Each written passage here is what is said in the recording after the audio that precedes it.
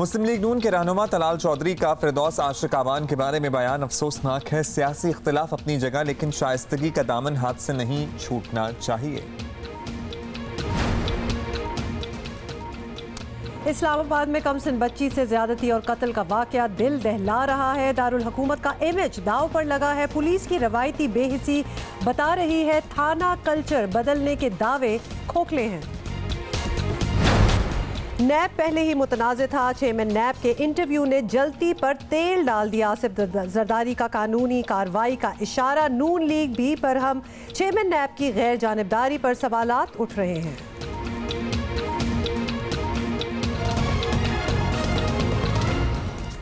अच्छा जी, सबसे पहले जरा इनकी बात कर लेते हैं। सबसे पहले तो मैं बात करूंगी कि हमारे सियासतदानों को, हमारे पॉलिटिशियंस को क्या हो गया है भाई, व्हाट इज रॉन्ग। और मतलब कि किन अल्फाज में एनीवे पहले आपको बताती हूँ कि हो क्या रहा है कि सियासी मैदान में इख्तलाफात जो होते हैं ऑब्वियसली वो ज़रूर रखें आप, कोई प्रॉब्लम नहीं है, लेकिन सियासी मुखालफत में अखलाकियात और तहजीब के दायरे को फलांगना किसी तौर मुनासिब नहीं है, जो कि हम रोज़ देखते हैं। रोज़ एग्जाम्पल्स हमारे सामने हैं। ख़ास तौर पर जब हम किसी खातून के बारे में बात कर रहे हों तो और भी ज़्यादा जो है वो मुहतात हो जाना चाहिए। लेकिन क्या कीजिए जी, हमारे जो सियासी मुखालफत में हम सब कुछ भूल जाते हैं और क्या क्या चीज़ें कह देते हैं कि लगता है कि जंग के मैदान और नफरत के तूफान में सभी कुछ जायज़ है। Everything is fair in love and war as they say. तो लिहाजा आज भी हमने आपको कुछ ऐसा ही दिखाना है तो ऐसे वॉर ही कंसिडर किया जाए। हमने माजी में ऐसे बहुत से मिसालें देखी हैं, लेकिन अभी तलाल चौधरी साहब ने फिरदौस आशिक आवान से मुताल्लिक जो कुछ कहा इंतहाई अफसोसनाक है। आप सुने और देखें। हाँ, हम चाहते हैं कि आप सुने ताकि आपको पता चले कि ये कोई तरीका है भाई, सुनाएं। और हम ये सोच रहे हैं कि कब हम सबको में भी बात करने का ढंग आएगा। और ये बिल्कुल उसी तरह की तब्दीली है जिस तरह मेरा मतलब है बाजी फिरदौस आशिक, अगर उनका मुंह धो दिया जाए, जिस तरह वो मेकअप के अंदर से असल निकलेंगी, यानी वो बाजी फिरदौस की बजाय जो फिरदौस खान अंदर से निकलेगा, उसी तरह का चेहरा तब्दीली का है। ये तब्दीली नहीं, ये धोखा है। Please do not laugh at that, this is not funny. मतलब ये आप लोग बातें, ये कोई बातें हैं। अच्छा, इसके बाद एक और चीज़ बड़ी अच्छी करते हैं क्योंकि एवरीबडी हैज़ डन दैट। ये कोई पार्टी वाइज नहीं है कि जी इस पार्टी के लोग बड़े बदतमीज़ हैं तो उसके, no, it is got nothing to do with the party. ये आपकी इंडिविजुअल जो कैरेक्टर है ना इसमें नजर आता है।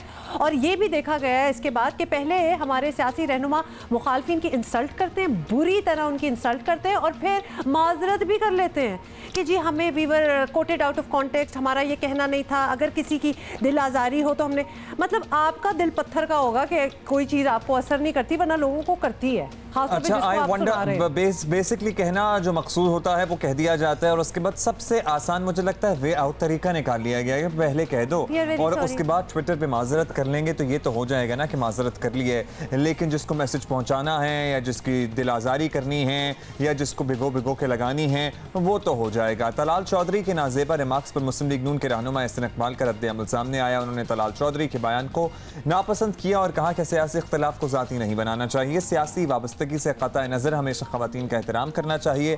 उन्होंने पूरी मुस्लिम लीग नून की तरफ से भी तलाल चौधरी के बयान पर माजरत की है।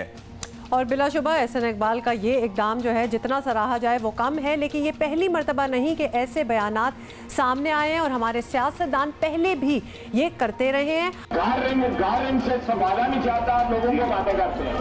Order in the house, order in the house, tractor trolley में चुप कराओ जरा।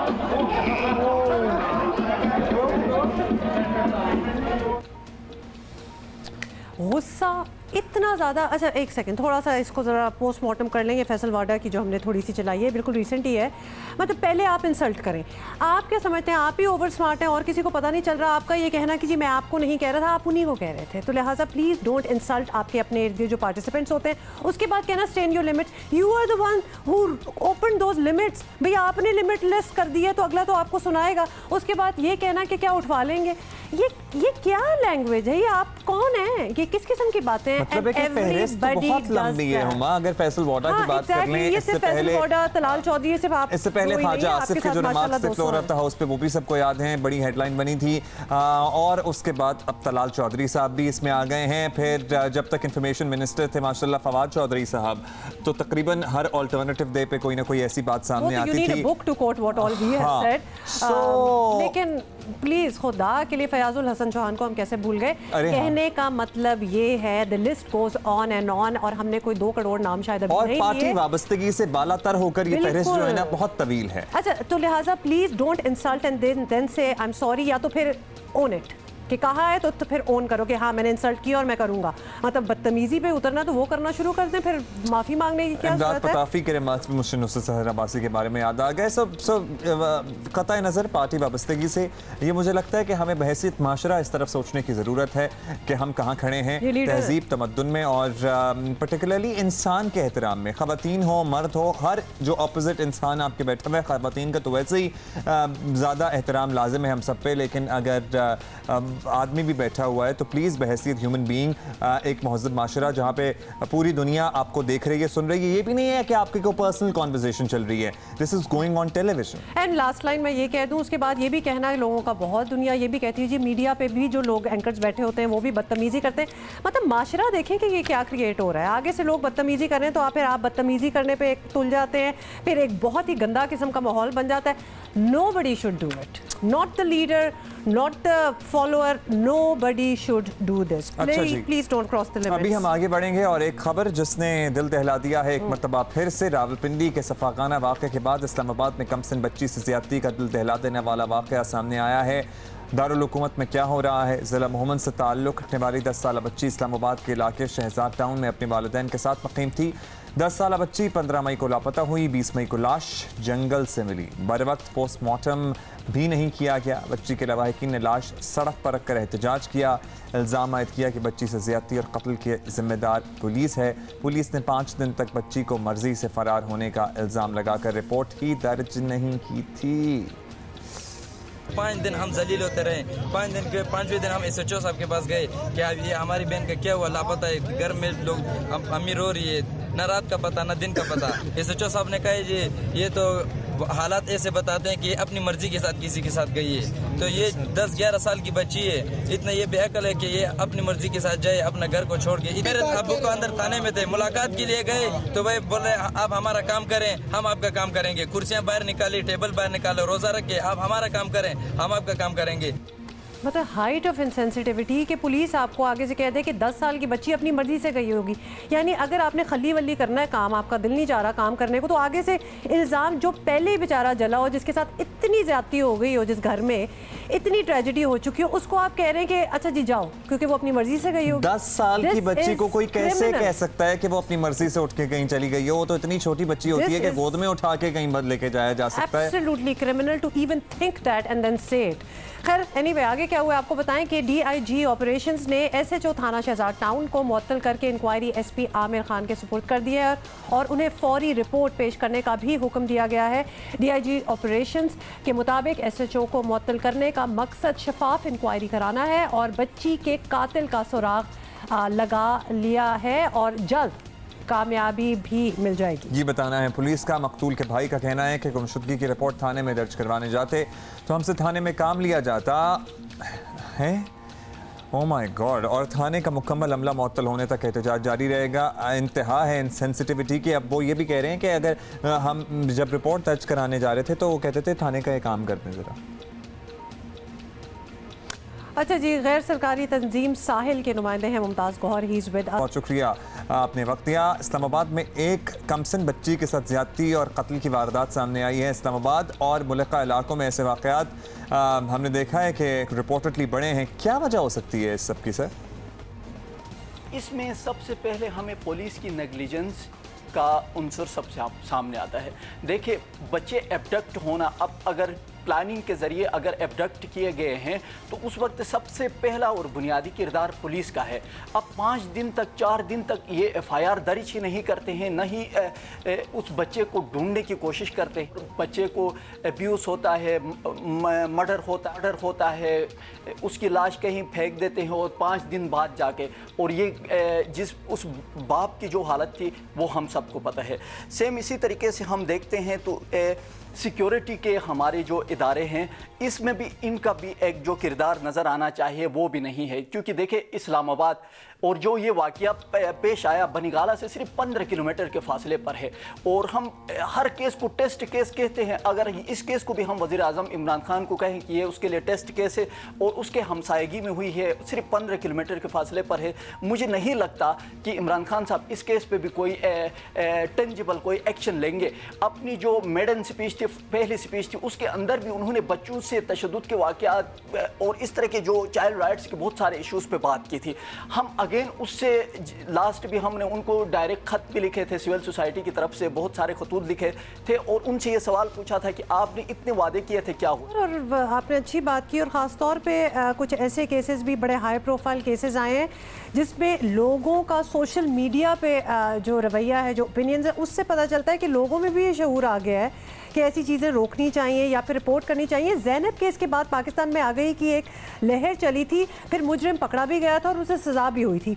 तो अब हम ऑब्वियसली ये तो नहीं कह सकते कि सज़ाओं में कमी की वजह से इस तरह के जो जराइम हैं वो होते हैं। तो क्या कवानीन को मज़ीद सख्त बनाना पड़ेगा, पुलिस में रिफॉर्म्स आने होंगे, क्या करना पड़ेगा? बच्चों के जो इस तरह के हीनियस क्राइम हैं, जहां स्पेशली मर्डर के केस होते हैं आफ्टर सेक्सुअल अब्यूज़, इसमें हमारे पार्लियामेंटेरियंस और हमारे जो पाकिस्तान के जितने भी स्टेक होल्डर्स हैं, अब उनको समझना चाहिए कि ऐसे वाक़यात पहले तो होने से बचाने के लिए इक़दाम करें। अगर वाक़यात होते हैं तो पोस्ट में एटलीस्ट उनको ये डिसीजन, ऐसी कोई कवानीन लेके सामने आना चाहिए कि जिनमें एटलीस्ट विद इन 6 मंथ ऐसे केसेस का डिसीजन हो। मैं एक छोटा सा वाक़या आपके साथ जिक्र करूं। रिसेंटली गिलगित के अंदर गेज़र जो एक डिस्ट्रिक्ट है, वहाँ से 14 साल बच्चे को गैंग रेप के बाद उसका मर्डर किया गया, और गिलगित के जो अदालत ने 1 महीने से कम के अंदर उन जो मुल्ज़िमान थे उनको पकड़े, तफ्तीश की और उनको सज़ाए मौत दी। अगर वहाँ के अदालत में हो सकता है तो पाकिस्तान के अंदर, पूरे पाकिस्तान में ऐसा कोई निज़ाम, ऐसे कानून वज़ा क्यों नहीं किया जाता कि 6 महीने के अंदर अंदर इनके डिसीजन हो, और उस कानून के अंदर ये भी बाकायदा मेंशन हो कि इनकी सज़ाओं पे 100% अमल दरामद। मुमताज़ साहब, बतौर मीडिया या माशरा, हम ये जराइम ख़त्म करने के लिए अपना क्या किरदार अदा कर सकते हैं? हम कोई कमी छोड़ रहे हैं इस सारी बात करने में? देखिए, कल से सोशल मीडिया, तमाम इदारे, टीवी, टॉक शोज, हम सब कुछ कर रहे हैं। एक टाइम के बाद क्या है, हम रुक जाते हैं। अब वक्त आया है कि हम टेंजिबल इक़दामात की तरफ जाएं, दूर रस इक़दामात की तरफ जाएं, जिनसे वाकई ऐसे वाक़यात में कमी आ जाए। हम वक्ती इक़दामात तो हम बहुत करते हैं, इसमें सबसे अहम किरदार मीडिया का है। मीडिया को चाहिए कि इस तरह के वाक़यात वक्ती तौर पर मीडिया में प्रोग्राम करने के बजाय टाइम टू टाइम इस पे बात करें, पार्लियामेंटेरियंस को बुलाएं, जो हमारे लेजिस्लेशन से है उनके लूप होल्स दिखाएं। बहुत सारे टीवी चैनल्स इस पे काम कर भी रहे हैं, लेकिन इस पे मजीद सख्त काम करने की ज़रूरत है। सेम इसी तरीके से हमारे पार्लियामेंटेरियंस को भी समझना चाहिए कि जो उनके कायमा कमेटीज़ हैं उनके के हवाले से मजीद काम करने की ज़रूरत है कि जो कवानीन पहले से बने हैं उनके लूप होल्स ढूंढें, उनके अंदर मजीद ऐसी शिकें डालें, स्पेशली जो इस तरह की चाइल्ड अब्यूज़ की हीनियस क्राइम्स हैं इनमें कवानीन करें। बहुत बहुत शुक्रिया। हमसे बात कर रहे थे साहिल से मुमताज़ गौहर, और ये एक हैशटैग है जस्टिस फॉर फरिश्ता, ये भी पिछले 2 दिनों से हमने देखा है, ये ट्विटर पे ट्रेंड कर रहा था, तो लिहाजा लोगों में तो आ गई है and they want things to change. अब हमारा निज़ाम भी थोड़ा सा बदलना पड़ेगा भाई, पुलिस को भी एक्टिव होना पड़ेगा। आपको पता है कि जब आप रिपोर्ट नहीं करते कुछ और कोई बच्चा अगवा हो गया या मिसिंग भी है फॉर दैट मैटर, और आप बैठे हुए हैं, तो आप फिर वो जो मुजरिम है वो एम्बोल्डन बर्डन हो जाता है, उसको क्रिमिनल है, पता होता है। अभी इससे पहले जो हमारे पास मुतासिर एक वालिद आए थे, उनकी भी यही कहानी थी कि वो भी कहते रहे पुलिस को, पुलिस अपनी मर्जी से गई होगी। चले वो तो बड़ी बच्ची थी, उसको कहते गए, वो भी अपनी मर्जी से नहीं गई थी।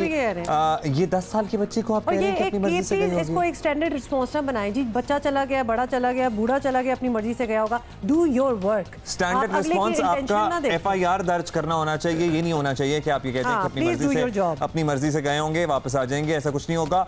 हम आगे बढ़ रहे हैं and also heading to our top story now. Asif Zardari chairman NAB के खिलाफ कानूनी कार्रवाई का अंदिया दे रहे हैं, लेकिन सवाल ये है कि साबिक सदर किस बुनियाद पर क्या कार्रवाई कर सकते हैं। आसिफ अली जरदारी का कहना है कि चेयरमैन नैब जावेद इकबाल का ओहदा नहीं इंटरव्यू देने की इजाज़त नहीं देता, और अगर उन्होंने इंटरव्यू दिया है तो कानूनी कार्रवाई करेंगे और नैब पर कोई गुस्सा नहीं, अभी कुछ साबित नहीं हुआ, आप बूढ़ों को हथकड़ियाँ लगाओ और जेलों में डालकर फिर कहते हो मईशत भी चलाओ।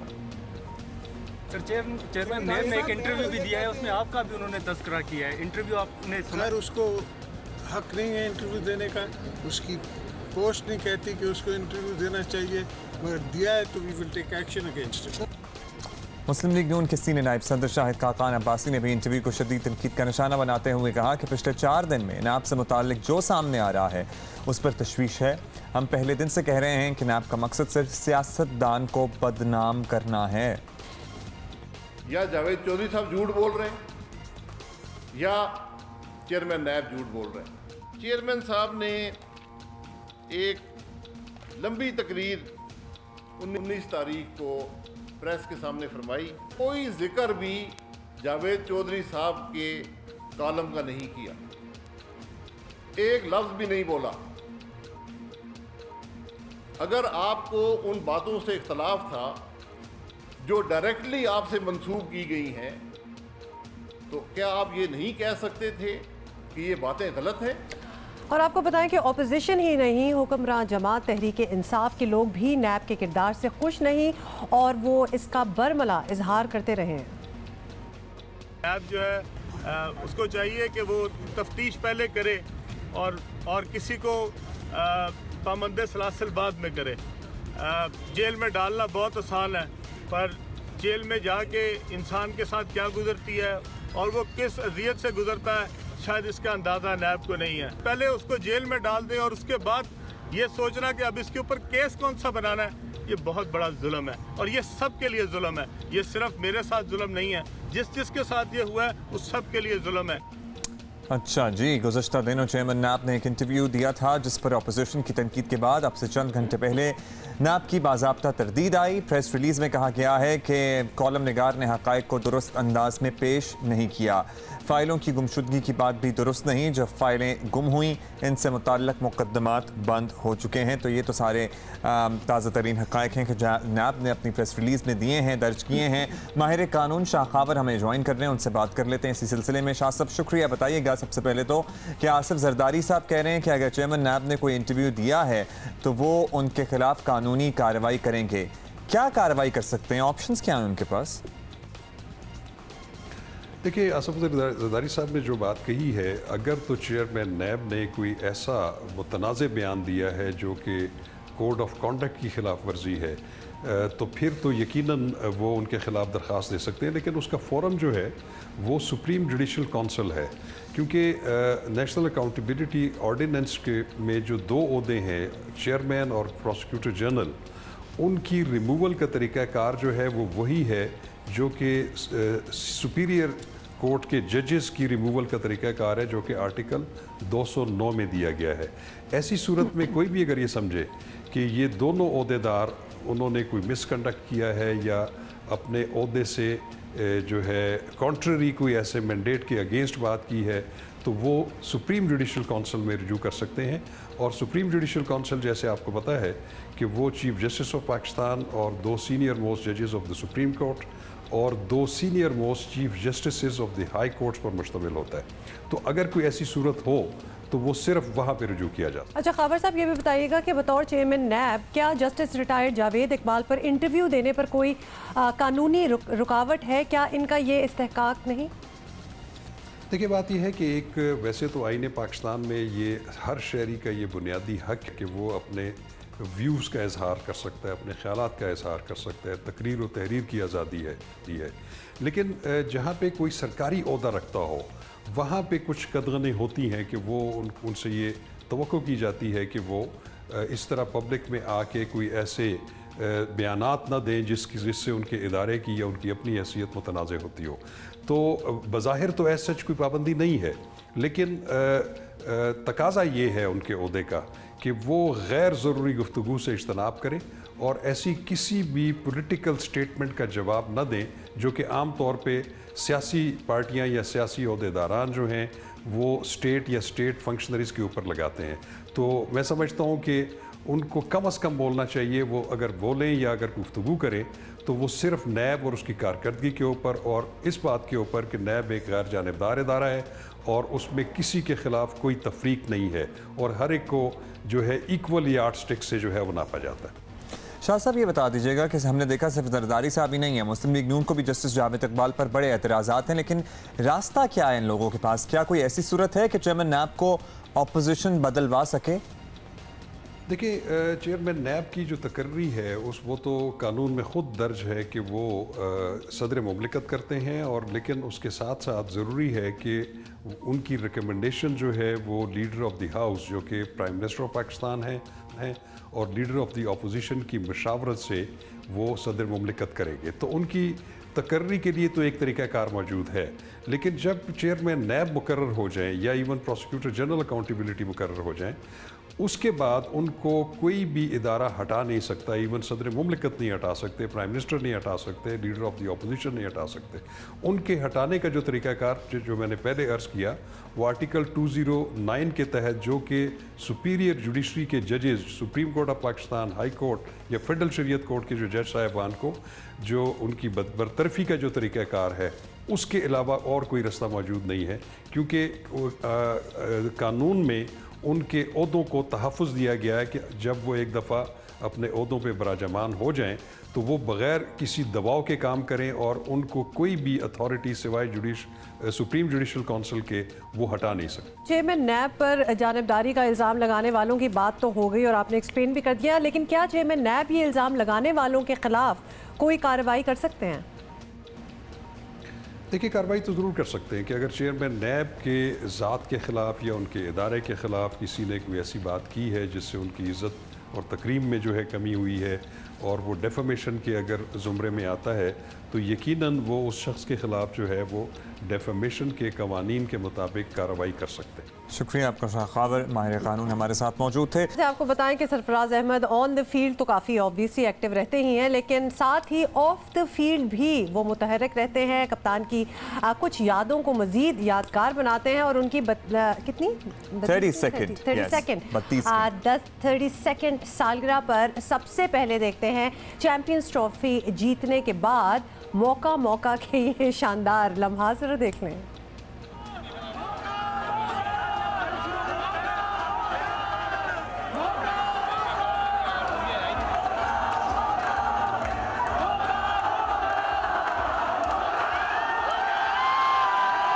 कराची से खबर देनी है। कराची के कौमी इदारा बराए अमराज़ क़ल्ब में माली बहरान की इत्तलात आ रही हैं। अस्पताल में ज़रूरी दवाएं और तिब्बी आलात की शदीद कमी हो गई है। वफाक और सिंध की खींचतानी में मरीज़ ना रुल जाएं। सूबे में दिल के सबसे बड़े अस्पताल में फ़ंड्स ना मिलने से इंतज़ामी उमूर बुरी तरह मुतासिर हुए हैं। अदम अदायगियों पर ठेकेदारों ने दवाएँ और तिब्बी आलात देने से माजरत कर ली है। ये वही इदारा है जिसकी तारीफ़ों के पुल बिलावल भुट्टो जरदारी बांधते रहे हैं।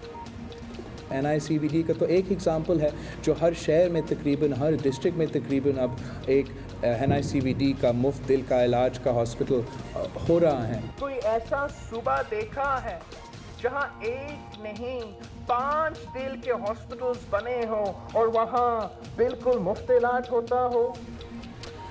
और आपको बताएं कि वज़ीर आला सिंध कहते हैं कि जो इदारे वफाक को दिए जा रहे हैं वो हमारे कंट्रोल में रहने दें, मामलात ठीक हो जाएंगे। हम अभी भी अस्पतालें खुद चलाना चाहते हैं। माली बहरान की वजह से ज़रूर थोड़ी सी प्रॉब्लम्स हुए हैं, लेकिन मैं वफाकी हुकूमत से कहूँगा कि अगर आप हमें दे दें ये अस्पताल चलाने के लिए, और हम किसी भी तरीके से माली बहरान पे भी काबू पाएंगे और इन अस्पतालों को, चाहे NICVD हो, चाहे PMC हो, चाहे NICH हो, इनको हम इंशाअल्लाह ताला खुद चलाएंगे। अस्पताल में अद्वियात और सर्जिकल आलात की शदीद कमी के बायस डॉक्टरों ने अद्वियात समेत बुनियादी अशिया की किल्लत से मुताल्लिक इंतजामिया को बता दिया है, जिसके लिए बाकायदा खतूत लिखे गए हैं। अस्पताल इंतजामिया सब अच्छा है कि मौके पर कायम है, लेकिन एग्जीक्यूटिव डायरेक्टर डॉक्टर नदीम कमर का कहना है कि अस्पताल में अद्वियात की फराहमी जारी है। असल सूरत हाल क्या है, कॉरेस्पॉन्डेंट खावर खान हमारे साथ मौजूद। अच्छा, लेकिन ये सवाल तो बहुत बड़ा है खावर, क्योंकि हम इसमें पहले भी बात कर चुके हैं। आप ये बताएं कि NICVD पाकिस्तान के बड़े अस्पतालों में से एक है, अचानक इसकी माली हालात जो हैं वो इतनी ख़राब कैसे हो गए? जी, कौमी इदारा बराए अमराज कल्ब जो है ये ना सिर्फ कराची बल्कि पूरे पाकिस्तान में जो है दिल के अमराज से मुताल्लिक लोगों को सर्विसेज फराहम करता है, लेकिन गुज़िश्ता 3 माह से जो है वहाँ पे इंतहाई जो है जो माली बहरान का अस्पताल जो वो शिकार हो चुका है, जिसके बायस जो मरीज़ हैं सफ़र कर रहे हैं। बात की जाए अगर कि क्यों अचानक ऑल ऑफ अ सडन इस तरह हुआ है तो इसकी पहली बुनियादी वजह यह है कि जो बजट सिंध हुकूमत की जानिब से फराहम किया जाता है क्वार्टरली, उसमें जो है थोड़े से क्रंचेज़ आए हैं, वो जो है बर वक्त फराहम नहीं किया गया है। इसके साथ साथ जो सैटेलाइट सेंटर्स बनाए गए थे जो कि मिट्टी, खैरपुर, कराची में लियारी और दीगर जो सेंटर्स हैं उनकी इस्टेब्लिशमेंट जब वो तामीर कर लिए गए थे तो उसके बाद से ताहाल जो है उनकी फंडिंग्स भी नहीं की गई है। और ये तमाम की तमाम जो वजूहात हैं ये डायरेक्टर जो हैं अस्पताल के एग्जीक्यूटिव डायरेक्टर डॉक्टर नदीम कमर, उन्होंने बाकायदा तहरीरी तौर पर वज़ीर आला सिंध को जो है ये ख़त लिखा था फरवरी 2019 में, जिसमें उन्होंने ये कहा था कि सेक्रेटरी हेल्थ और सेक्रेटरी फाइनेंस को जो है चीफ सेक्रेटरी के ऑफिस में बैठ के तमाम तफसीलात से आगाह किया था और कहा था कि अगर मतलूबा फंड्स फराहम नहीं किए गए तो सूरत हाल मज़ीद संगीन हो सकती है। और इस वक्त सूरत हाल जो है मज़ीद संगीन हो चुकी है। इस जो अस्पतालों में अद्वियात नापैद हैं, जो सर्जिकल इक्विपमेंट आता है वो भी जो है इस वक्त दस्तयाब नहीं है। जी खावर, जो मौजूदा हालात हैं ऐसे में बताइए गया कोई एस्टिमेट है अस्पताल कितने हफ्ते मज़ीद काम कर सकता है एट इट्स फुल कैपेसिटी? इस वक्त सूरत हाल ये है कि अस्पताल में मरीज़ जो हैं वो बड़ी तादाद में आ रहे हैं, लेकिन सिर्फ उनकी प्राइमरी एंजियोप्लास्टी की जा रही है, ना ही एंजियोग्राफी और एंजियोप्लास्टी के लिए जो डाई यूज़ होती है जो कि कैमरे के ज़रिए से देखा जाता है वो भी इस वक्त उसकी डाई मौजूद नहीं है। जो बुनियादी ज़रूरियात हैं, जान बचाने वाली अद्वियात जो हैं दिल के मरीज़ों के लिए ख़ास तौर पर, वो भी इस वक्त जो है अस्पताल में नायाब हैं। और कोशिश की जा रही है कि जो पुराने वेंडर्स हैं उन्होंने जो है साफ़ तौर पर मना किया है कि जब तक उनकी अदायगियाँ पूरी नहीं की जाएंगी तब तक वो मज़ीद सप्लाई नहीं करेंगे। अस्पताल इंतज़ामिया अपने तौर पर कोशिश ये कर रही है कि जी दीगर वेंडर से या जो डॉक्टर्स हैं वो जो खुद अपनी मदद आपके एक अद्वियात लेके आ सकते हैं वो अद्वियात लेके आ रहे हैं और मरीज़ों की जान बचाने की कोशिशें की जा रही हैं। लेकिन इस वक्त अस्पताल की जो सूरत हाल है वो माली बहरान की वजह से शदीद मुश्किलात का इस वक्त अस्पताल को सामना है। अब तो ऑब्वियसली ये सब कुछ सामने आ चुका है, ख़त लिखे जा चुके हैं। क्या वफाक की हुकूमत या सिंध हुकूमत ने कोई रद्द अमल दिया है? कहीं से पैसे मिलने की उम्मीद बनी? जी ताहाल जो है कोई इस तरह की सूरत हाल हमने सामने नहीं आई है। इस खबर के नशर होने के बाद ही वज़ीर आला सिंध भी ये कहने पे मजबूर हुए हैं कि NICVD की जो हालत है वो तशवीशनाक है, जिसको बेहतर करने की कोशिश की जा रही है। यहाँ पे एक दूसरा बड़ा मसला ये भी है कि जो अस्पताल है वो वफाक और सूबे की सर जंग के अंदर इस वक्त वो भी जो है मुतासर हो रहा है। सुप्रीम कोर्ट ने फैसला दिया था कि ये NICH, NICVD और जिना अस्पताल जो है सुप्रीम कोर्ट के हुक्म के तहत दोबारा वफाक हो जाएंगे, लेकिन उसके बाद जो है अस्पताल की जो इंतज़ामिया है वो अदालत से उन्होंने अपील की है। सिंध हुकूमत ने इसमें जो है अपील दायर की है कि जी तमाम के तमाम अस्पताल जो हैं वापस जो है वो सिंध हुकूमत के ही दिए जाएं। तो ये भी एक अदालती उमूर भी इसमें शामिल है और जो सूरत हाल है उससे लगता है यही है कि जी मज़ीद जो है अस्पताल के जो इंतज़ामी उमूर और ख़ास तौर पर जो माली उमूर हैं ये मुतासर हो रहे हैं। बड़े हक़ाइक़ हैं और इसमें सबसे ज़्यादा मुतासर मरीज़ी हो रहे हैं। बहुत शुक्रिया खावर, आपने तो हमें बता दिया, लेकिन NICVD के डायरेक्टर प्रोफेसर नदीम कमर हमारे साथ टेलीफोन लाइन पर मौजूद हैं। बहुत शुक्रिया सर, आपने वक्त दिया। बताइए कि कौमी इदारा बराए अमराज कल्ब से मुताल्लिक जो खबरें आ रही हैं कि वहाँ शदीद फ़ाइनेंशियल खसारा है, माली बहरान है, हमारे पास जो मौजूद दस्तावेज़ात हैं उनके मुताबिक अब से कुछ दिन पहले तक अस्पताल का स्टाफ दवाओं की कमी की तस्दीक कर रहा था। सूरत हाल सर अचानक से ख़राब हुई है ऐसे, या फिर पहले से वार्निंग दे रहे थे आप लोग? नहीं, NICVD को इस वक्त भी NICVD की सारी सर्विसेज, हमारे 10 अस्पताल हैं इस वक्त और सारे 10 के 10 अस्पताल में सारी की सारी सर्विसेज चल रही हैं। किसी किस्म की कोई भी रुकावट नहीं है। यहाँ एंजियोप्लास्टीज भी हो रही हैं हार्ट अटैक की, और इसके अलावा बाईपास सर्जरी, पेसमेकर, बच्चों का इलाज, हर चीज़ जो है वो मामूल के मुताबिक जारी है। 10 अस्पतालों में। इसके अलावा हमारे 8 कंटेनर हैं जो कराची शहर के मुख्तलिफ इलाकों में खड़े वहाँ फर्स्ट एड प्रोवाइड कर रहे हैं और वो भी मुकम्मल तरह से काम कर रहे हैं। उनमें किसी किस्म की कोई भी रुकावट नहीं है मौजूद। अच्छा सर, फिर ये बता दीजिएगा कि इस वक्त NICVD की फंडिंग कौन कर रहा है, सिंध हुकूमत या वफाकी हुकूमत, और क्या जो फंड दस्तयाब हैं वो काफ़ी हैं? जी, इस वक्त जो फंडिंग है हमारी अभी तक प्योरली सिंध गवर्नमेंट कर रही है और सिंध गवर्नमेंट से ही हमारा हर किस्म का रब्ता है। हमें फेडरल गवर्नमेंट से किसी किस्म की कोई फंडिंग इस वक्त तक मिली नहीं। हमारा जो बजट हमें दिया गया है वो इस वक्त हमारे लिए बिल्कुल काफ़ी है और अगले साल के लिए हम कोशिश करेंगे कि हमारा बजट कुछ इन्हांस हो जाए। डॉक्टर साहब, अगर कोई मसला ना हो तो आप लोगों का इरादा था कि इस इदारे का दायरा कार बढ़ाया जाए, कुछ नई मशीनें लाने का कोई प्लान हो, नया अस्पताल खोलने का, क्या इन कामों पर भी शेड्यूल के मुताबिक काम चल रहा है?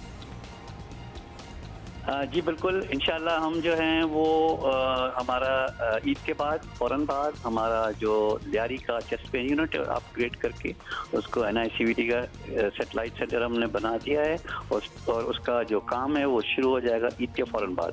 दूसरा 6 और चेस्ट पेन यूनिट्स कराची के मुख्तलिफ हिस्सों में फ्लाईओवर्स के नीचे हम खड़ा करने जा रहे हैं। इंशाल्लाह वो भी ईद के फ़ौरन ही बाद हो जाएगा काम। हमारा कंटेनर्स तैयार हैं और एक एक करके हम और कराची के लोगों की खिदमत करेंगे।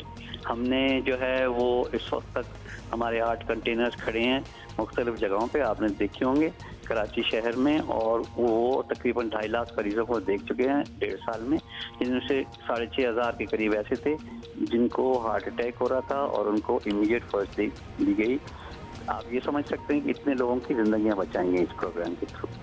बहुत शुक्रिया। अच्छा जी, दैट इज इट, और हम आपसे मुलाकात करेंगे इंशाल्लाह tomorrow. Of course, same time same place. खुदा हाफिज़, हैव अ ग्रेट डे।